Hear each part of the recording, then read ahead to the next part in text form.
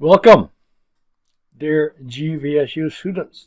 This is the introductory video to the 2023, summer 2023, study abroad to the Netherlands, cultural geographies, and sustainable landscape planning.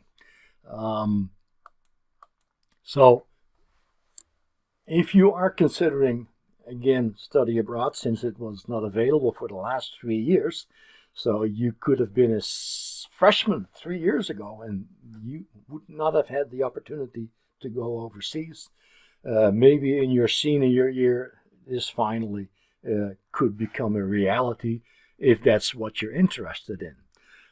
Sometimes your own major does not offer study abroad, or they offer one that perhaps is too costly. I think my study abroad for the last 10 years has been among the cheapest.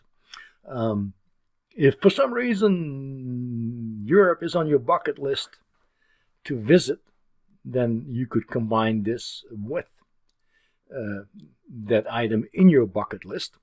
And, given that we are in West Michigan and we have a lot of Dutch ancestors, either on your mom or dad or on your both sides, and you say, hey, I have a distant cousin that I would like to visit, or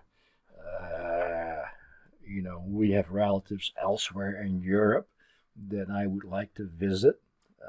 People have done that in the past. So it can be a variety of reasons why all of a sudden a study abroad beyond the original intent might become interesting. So I'd say look no further. This is a highly interdisciplinary study abroad. It originates out of geography and sustainable planning, but geography is highly interdisciplinary. So, the reason why this course qualifies as a sociology course, or as an anthropology, or international relations, or public administration, or environmental studies. Why? Because all those subject matters are sort of, part of the experience. We are limited to 14 individuals. This is based on the 2 vans that we use to travel. Total duration is 16 days. And I always suggest that, since the airfare is such a huge chunk of the cost, that people look into staying in Europe afterwards to do some traveling. We will visit anywhere from 20 to 24 unique sites, locations, settings, and those are based on half a century, 50 years of Dutch contacts. These are people I went to elementary school with, or these are people I went to high school with that are in, professional capacity positions that have granted me access to whatever it is they're doing, which also matches, the objectives of this course. So, this study abroad then creates a unique insight into the past and present cultural land use aspects of sustainable landscape planning and resource and environmental management in Dutch society. And of course, there's a great deal of anthropologic and sociology and administrative aspects to that. You have 2 free weekends. Some people decide to sleep in for 2 weekends. Other people will go to London or some other place. Too many possibilities to mention here. Like I mentioned, we have our own transportation, which of course makes it very flexible. It's a small country, and the cost includes room and board, including 3 meals, and the evening dinner is always a 3-course meal as well, and laundry. And once we are situated, we do not move around. We don't go from hotel to hotel to hotel. We are in one location, and that makes it very efficient as well. Plus, you get to know the place better. And I have had students in the past that had a specific interest. I had one law enforcement student that I was able to pair up with the local police department. And, that person spent a day with the local police department. It was kind of unique. I've had people with medical backgrounds that I was able to pair with the local hospital for kind of a job shadow situation. Can I guarantee this? No. Is it a lot of work? Yes. But, if I can make it happen, I will make it happen. And then let me get out of the way here because I'm blocking the bottom right-hand corner.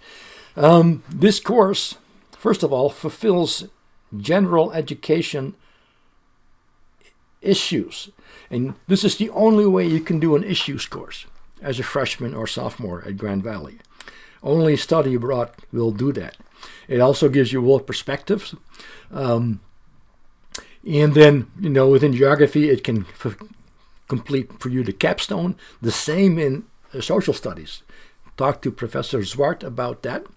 Then it can fulfill a number of 380s in environmental studies, P&H, sociology, NRM, and also, last but not least, Honors 350 is a course that you can apply this experience to. And this course also counts towards the international major or minor.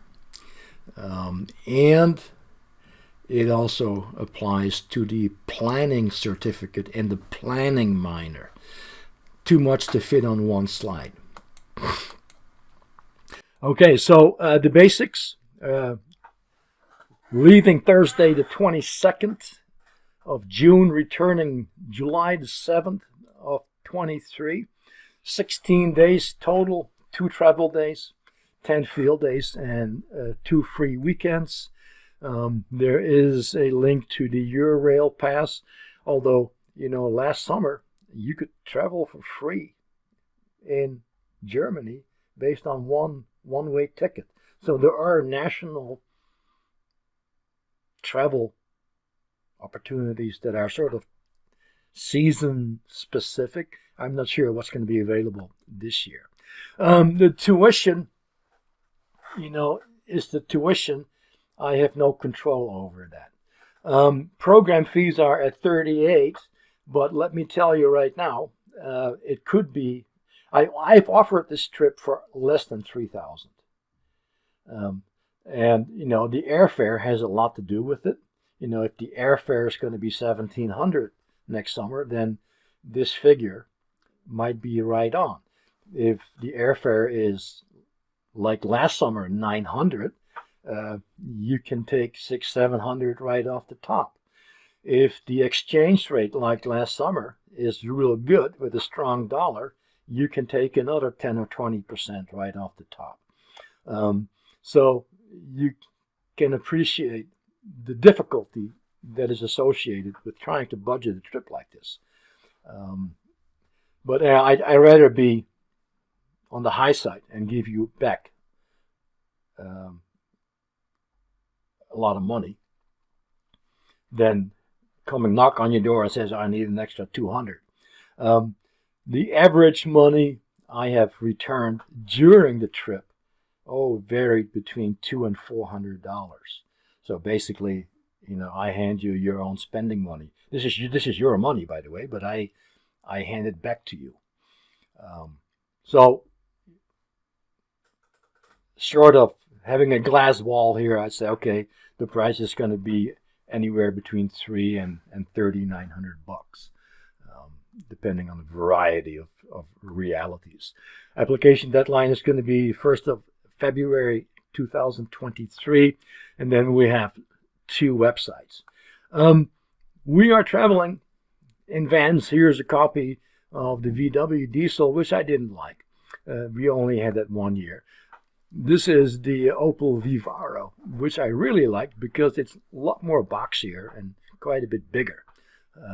So we'll have, typically 2 of these. So we fly in on a Friday morning across the North Sea. Here we are 5 minutes prior to landing. And we will spend the first day here in Amsterdam. We are staying here where the yellow dot is located.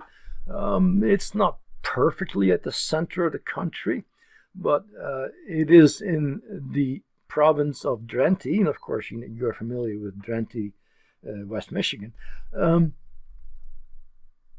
This is kind of the low rent district, and that's important.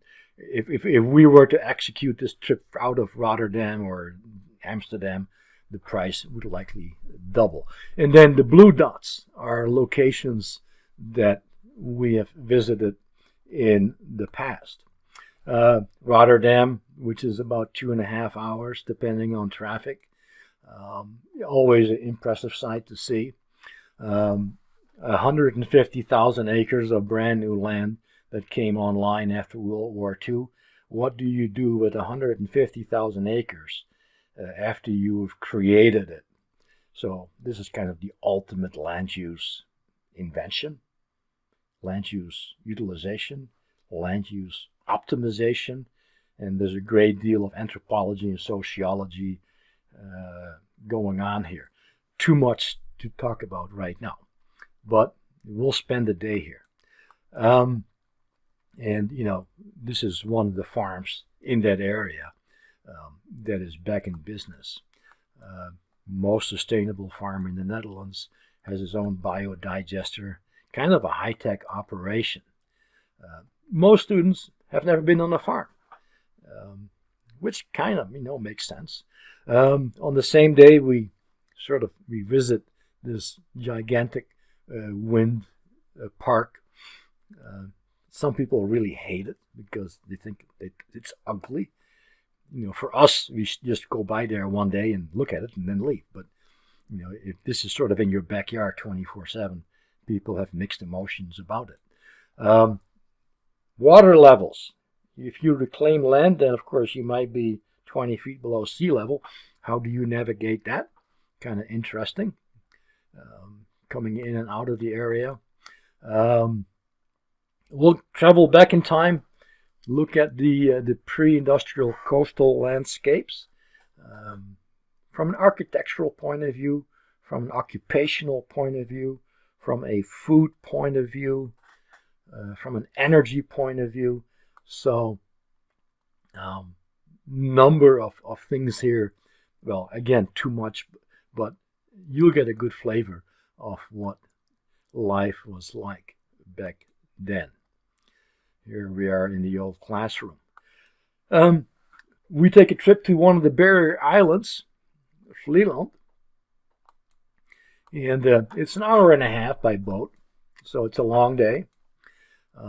Here we're standing next to the lighthouse, looking at the old village.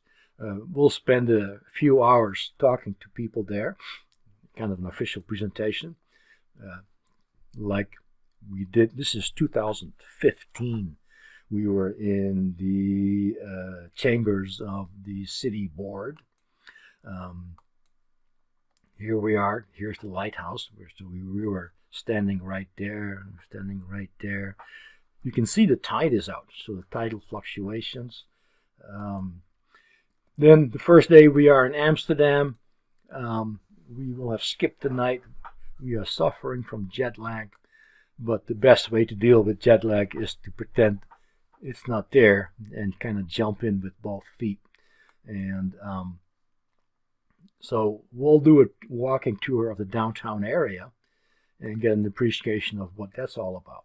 Not too far from there, I'm not sure what day in the program, we'll be at the city of Almere, which did not exist 50 years ago. Now it's an urban area of 350,000. So Amsterdam is super old, as in over 1,000 years old. This is only 50 years old. So how do you build a brand new city? What do you do? Well, you do creative, interesting things, as in recycling garbage. And of course, water is always a prominent feature in any neighborhood. Water is kind of, a friend and foe of the country. Here we're looking at a pumping station that controls water levels in a gigantic watershed the size of Kent County. And again, how do we get into this place? Because of my past and local contacts. And it's like, okay, this is, it's on the World Heritage list of unique features. And this site was even featured in National Geographic, as you can see with the yellow bar. Then we have this barrier dam that was put in place late 20s, and it basically transitioned this bay with a coastline of about 120 miles from salt to freshwater. It also made the harvesting of land possible. It also retired quite a few fishing villages that no longer had direct access to water. But this is becoming a huge hydrologic feature where increasingly we're storing fresh water for the country during the summer months. That was not part of the intent when it was created, not at all. More about that if you come on the trip. Here's a picture of that barrier dam looking east and looking west. We are, with the university in Groningen, hopefully this year as well, visiting that structure. Then other crazy stuff. Here we're looking at the world's first and only floating dairy farm. You go, why would you want to float a dairy farm in the harbor of Rotterdam? You can see it has its own independent solar array,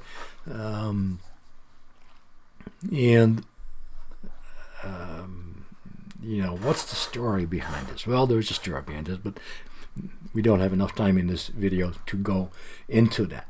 Okay, this is Die Maple Inn. It's a old youth hostel, and kind of has a fun interior. Little private bar there goes along with it, with the reception. People sort of relax and hang out. Enjoy some really good Belgian ales, kind of the high gravity variety. But that stuff is relatively inexpensive there. Maybe play some games, try some unique Dutch desserts. This is the courtyard. People hang out. And then the last evening, we have a going away meal, kind of a 20-course Indonesian meal tied to the Dutch colonial heritage. So, it's a small group. People enjoy the evenings off, get a little bit silly at times, but that's okay.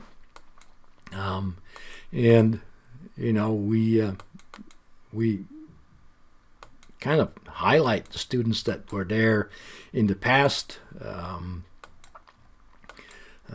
We have people that, like I mentioned from my past, that come in. We have faculty from other universities that will lend us or give us, half a day, 2 days. So you are in an academic setting for just a little bit, only one morning. Then there are people from local government that donate time. We have people in Almere that sort of, donate time. And it goes on, it's, and here we have Hanno, kind of a super cool guy. I called him last summer. I said, have you retired yet? Because, after 3 years, people in my age category could have said, no, we're done. Same with with Vincent. It's like, are you still willing to do this? And I talked to Vincent this past August, and he goes, oh yeah, stop on by. So, and of course, this lady is not with the program anymore, but well, that's different. And I had dinner with her last summer as well. So anyway, thank you. I think I'll add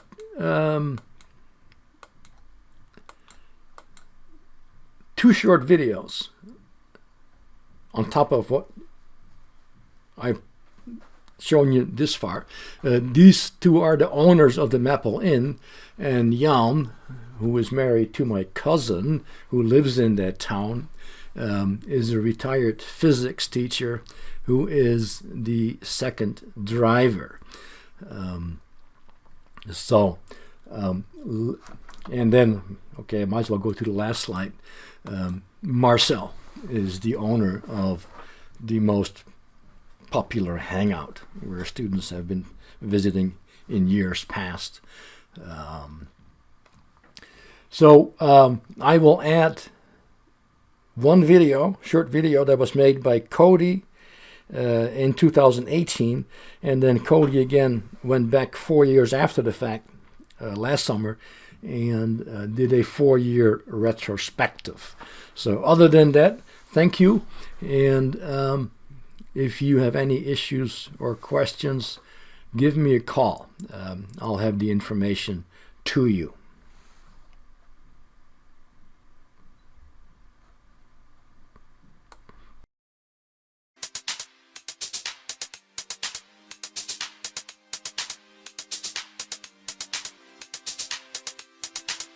Sure. So my favorite part of the trip was definitely the upcycling center. It's the only one of its kind in the city of Elmira. You take anything that you have that's not actual garbage and you take it to the center for free, and they will take it and transform it into something new and put it back out on the market. My favorite part of the study abroad trip was when we were in Amsterdam. We saw these floating houses. It's essentially a trailer park, but it floats with these massive 400,000 euro properties that are just beautiful. My favorite part of the study abroad was biking around Leland Island, which is one of the barrier islands in the North Sea. And so we got to bike around there, the whole island, and it's pretty untouched, and it's just beautiful grassland, kind of like Mackinac.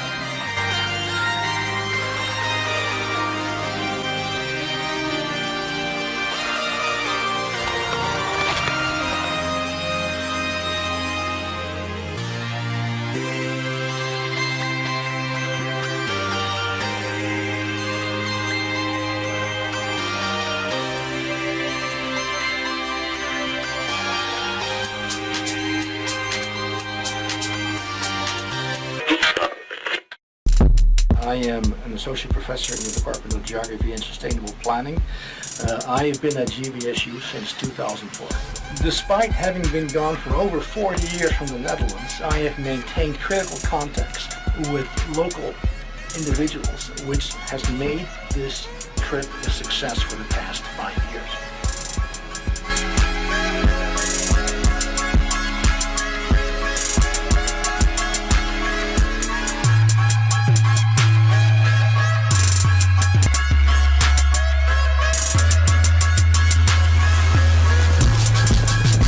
If you are able to join us, you will become part of an elite group of GVS students, numbering less than 60 so far, that have gone through this very intimate experience.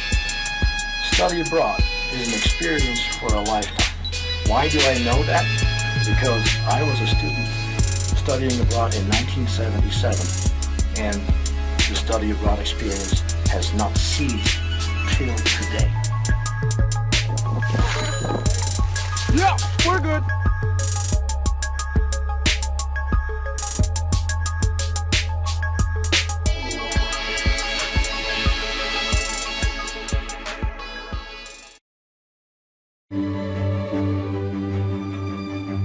One of the things that I thought was really cool about exploring the Netherlands was learning in an atmosphere that wasn't just a classroom. Every day we were going somewhere new, learning about a different municipality, exploring a different island. We went on an all-day bus tour, exploring a whole bunch of different shops and places, just to learn more about the culture and how planning has been really successful in the Netherlands. It was a really good opportunity before going into the workforce. I had it as my senior thesis, so it was a great opportunity for me to get credit and really have those experiences, and I reference it a lot in my job, multiple times a day probably even. So I think that was the most important thing. It was just a lot of really unique experiences that still excite me 4 years later to talk about.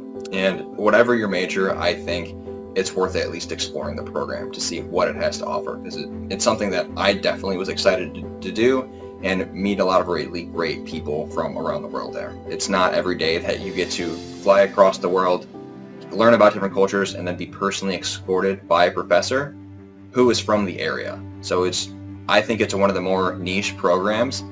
I would think the most special thing about visiting the Netherlands was just to really experience the different culture and see how their planning was completely different than ours, and really focusing on the pedestrian and multi-use of travel with trains and buses and biking and walking, kind of favoring all of those more than the car.